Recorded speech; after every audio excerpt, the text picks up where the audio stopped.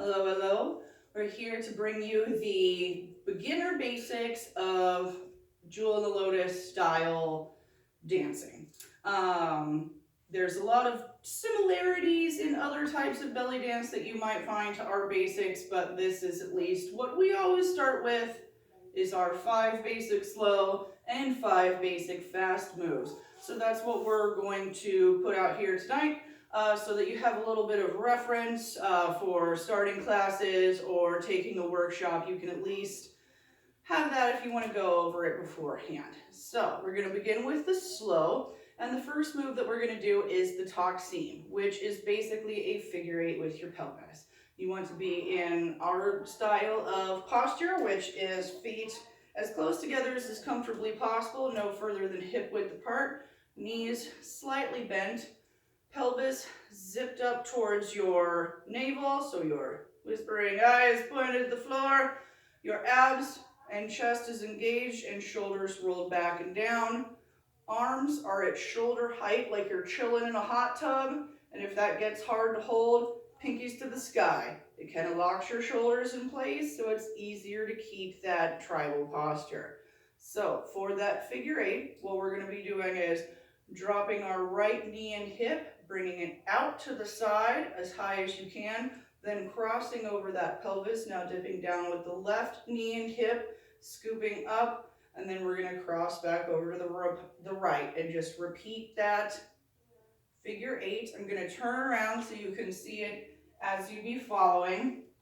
It's going to drop right, up, crossover, left, up, crossover, right, up, crossover, left, up. And the hands are doing a push and pull motion as if you have a string between the backs of your hands. So when your hips go right, your hands go right. When your hips go left, your hands go left. What that's going to look like is down with the right, up, crossover, down with the left, up, crossover, down with the right, up, crossover, down with the left, up, crossover. We usually end anything on the left. You can change that up with height of arms, but that is the basic Taxim. Next we have our Maya, which is kind of the opposite. It's an up and over motion with your hips. You can utilize your heels in this one. I forgot to mention with the Taxim, your feet should be planted. Technically with the Maya, it is an option to do without the feet lifting off the ground, but if you want to get it ridiculously big and ooey gooey, you can lift the heels to get a little bit of extra movement with that. So as I was kind of demonstrating there as I was saying it, what we're going to do is lift with the right hip and heel if you want, send that out to the side and set it down. Same thing on the left, up, out, set it down. So I'm going to turn around, and this one, we just present our hands with the hip that's being utilized. So we have right, out, set it down, left, up, out, set it down, right, up, out, set it down, left, up, out, set it down. That too can be changed if you want to level your arms. There's some other stuff that can come with that as you learn more down the road, but that is the basic Maya. Next we have our body wave, which calls for us to stand in the corner of our dance box. And as I surely forgot to mention, but you probably know if you've got some dancing background, we've got our little square that we pretend we're in. So if we're out performing and there's no walls, or you're in a like circular weird ass room, then you know what is walls and what is corners for you in your dance formation. So we're going to be in the left front corner of our box, and our body wave is going to be as if you are lifting from the sternum, shoulder blades are tipping back and down, and then you're going to roll like one vertebrae at a time going down. So you're making a little human S, lifting with the sternum, shoulders back and down, roll each vertebrae. Some people also like to think of it as like a belly roll down, but belly rolls can or cannot be something that's added right at the beginning, so I like to think of it with my spine. To turn away from you like we're going to do. Hands can come in a variety of forms, so what we'll do for this is just your left hand is out, your right hand is on your hip, and we're going to lift with the chest, back with the shoulders, roll it down. Lift with the chest, back with the shoulders, roll it down. And that hand is just doing a lift and slight pushing motion. Lift with the back of the wrist, kind of push with the palm. So it's not actually really moving back and forth. It's just what your chest is doing while you lift and push that hand that gives that effect. Let's see.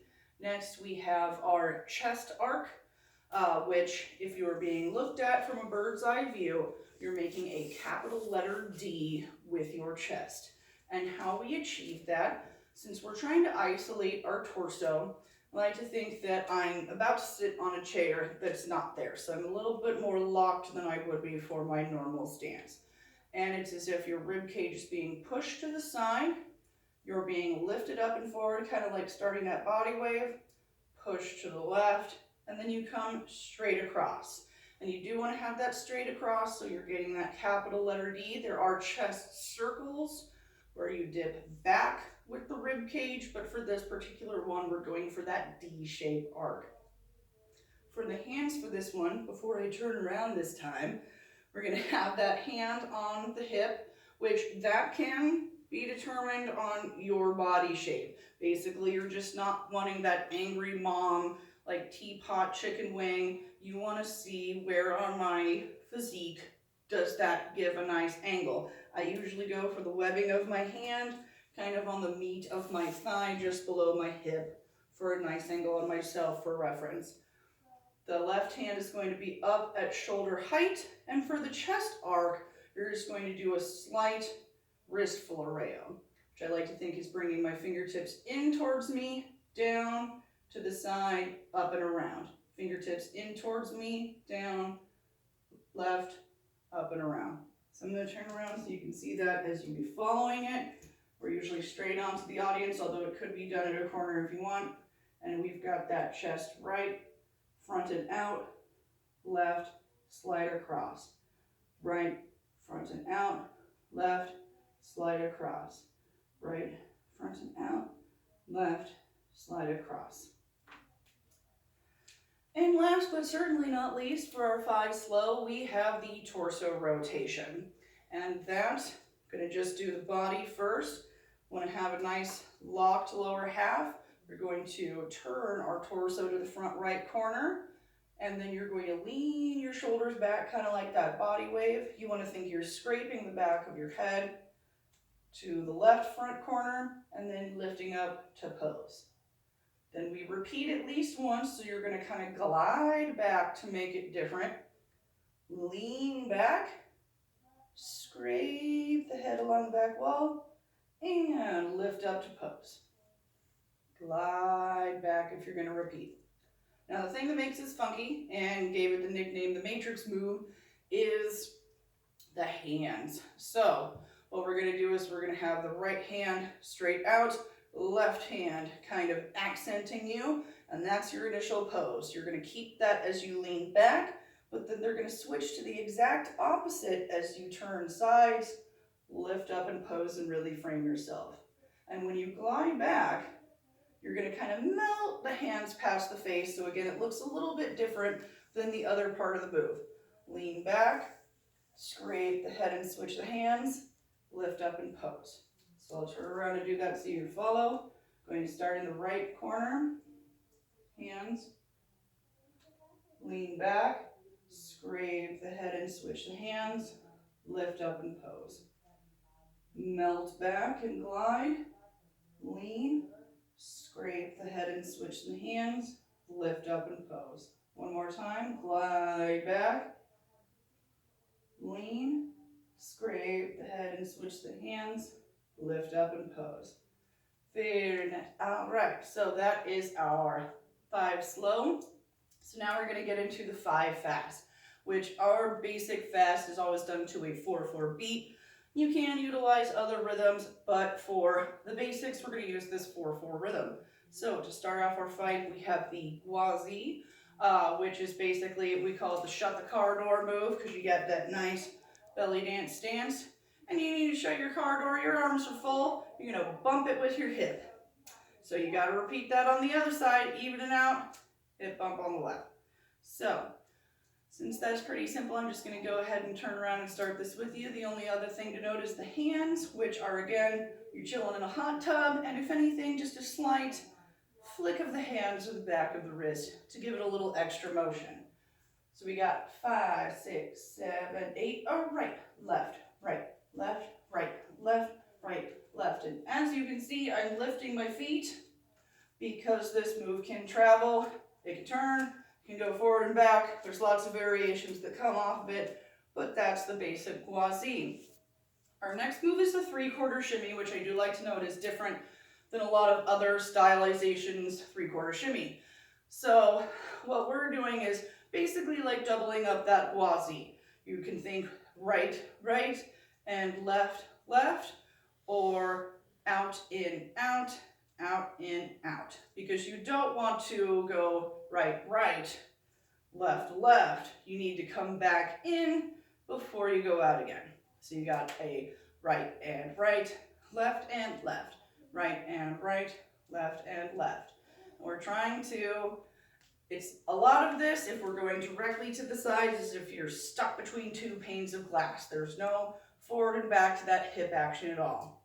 For this one, hot tub arms again, but this time the hands just kind of flow with us. Right and right, left and left, right and right, left and left. I've got a funky turnover that I do with mine. I'm not even going to try and explain that right now because it's weird. But I'm going to turn around and do that move so you can follow. We've got 5, 6, 7, 8. Oh, right. Right and left, left, right. Right and left, left, right. Right and left, left, right. Right and left, left. Just like the Ghwazee, this one can turn around too. You can travel forward and back, and to no surprise, there's a lot of variations that come off of that one as well, but that is its basic starting move. Next, we have the Arabic, which is similar stance to that body wave. You're going to be in your front left corner, and you're going to have your right foot slightly in front of your left. That can depend on your physique. I usually do toe to heel. Some people do toe to arch. But the closer you keep them together, the more movement you can get in your body. So just find what's comfortable for you. You can either do this on light releve or flat foot. Just depends on what's good for your feet. And you're just going to do a rocking motion. Right forward, left back. Right forward, left back. And you can kind of almost add a body wave on top of this. Chest lift on the right, roll back on the left. Chest lift on the right, roll back on the left. So that's this rocking camel step-ish type movement that we've got here. And the hands just kind of do a plunge to begin, and we either keep them up here or do different things depending on where we're going to go from there. Go ahead and turn it around so you can follow. We got 5, 6, 7, 8. Oh, 1, 2, 3, 4, 5, 6, 7, 8. Right, left, right, left, right, left, right, left. So you turn around. Bring it back, just got that right, left, rock into that beat. Next we have our hip bump, which we're going to turn so we're perpendicular to our audience, and we're going to have our hip and showgirl posture. So this is usually where I would think heel to arch a foot, and then pop it up in that showgirl, but you still want your weight evenly distributed so you're not hurting that back hip, and you're just going to lift the hip to each beat. So we've got a 1, 2, 3, 4. 1, 2, 3, 4. Just hip to every beat. It's a good one for if you do get lost on your beat while dancing. Since it bumps to every beat, it can get you back on track. And we just kind of do, I call them L arms. Right one sticking out at your lovely audience, and the left one is engaged fingertips up to the sky. And we just bump, bump, bump, around so you can follow. 5, 6, 7, 8. You bump, bump, bump. Hip lift. 2, 3, 4, 5, 6, 7, 8. And a reason why you want to keep your weight evenly distributed is because you can use it to turn and travel with little scoot motions like that. But that's further down. That's just the base of that move. And last, but certainly not least, for our full basic beginner course here is the Egyptian, which some people like to call the step or squish the bug, because you kind of got a twisty thing going on with your foot, like you're putting out a cigarette. But you do want to make sure that you're not doing a squish with the foot, you're doing a twist with the hip. It's kind of like a lift and twist and set it back down. Twist and set it back down. So you twist on the right, set it back down, twist on the left, set it back down. The arms are kind of funky. You want them basically back above you, behind your ears. I like to think I'm about to put on a crown that's not really there for the hands. And they kind of just lightly pull at the back of the wrist towards the direction of the foot that's being engaged. So the right pulls when the right twists, the left pulls when the left twists. So I'm going to turn around so you can follow. We got 5, 6, 7, 8. Right, step and left. Step, right, twist, step, left, twist. Step, right, twist, step, left, twist. Step, right, twist, step, left, twist. Step, right, left. And that's the Egyptian. So, thank you for joining us for the beginner basics of Jewel Lotus Dance Company's style. And if you have any questions, post them in the comments. And keep dancing.